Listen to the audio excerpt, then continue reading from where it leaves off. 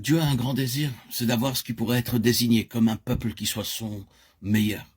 Et jusqu'à ce qu'il ait un tel peuple, il ne sera jamais intégralement satisfait. Il se peut que certains acceptent d'être moins que ce qu'ils désireraient pour eux. Il permet en effet qu'il y ait des seconds meilleurs.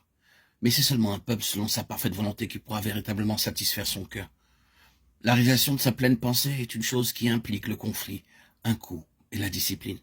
Et tout cela est absolument contraire au cours naturel des choses. Ce n'est pas tout le monde, certes, qui ira de l'avant avec lui pour la réalisation de son meilleur. Mais comparativement, peu de personnes parmi son peuple. C'est ce que nous pouvons voir dans l'Écriture, car nous y trouvons dans chaque dispensation quelques exemples qui illustrent bien tout cela. Par exemple, nous ne pouvons pas dire que la génération qui avait péri dans le désert, qui avait été amenée hors d'Égypte en vertu du sang précieux et par la foi, car c'est par la foi qu'ils traversèrent la mer Rouge, Hébreux 11, 29, représente la perte définitive du salut.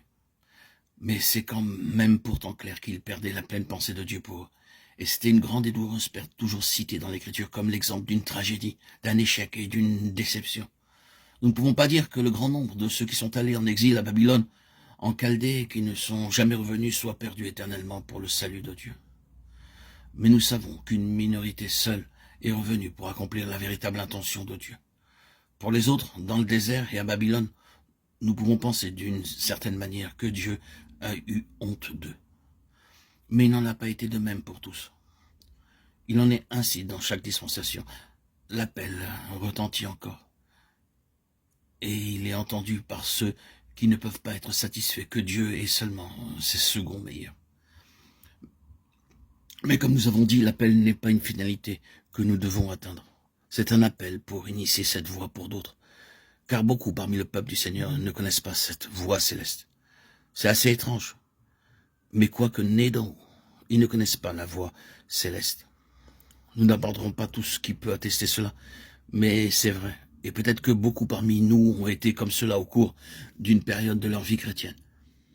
C'était très largement quelque chose de terrestre. Nos activités étant très terre-à-terre, quoique réalisées d'une manière chrétienne. Alors est venu un temps de crise, et nous sommes entrés dans la signification du ciel ouvert, élevés à un nouveau stade de vie spirituelle, et nous avons commencé à apprendre les choses célestes d'une nouvelle manière. C'est un fait que tous ceux qui sont appelés par Dieu dans cette voie céleste ne progressent pas seulement dans cette voie pour élever leur propre mesure spirituelle. Ils sont appelés à initier la voie pour ceux qui ne le connaissent pas. Mais s'ils sont parmi le peuple du Seigneur, cela ne veut pas dire que nous devons leur prêcher la voie céleste et avoir une interprétation particulière des Écritures, une certaine doctrine ou une phraséologie.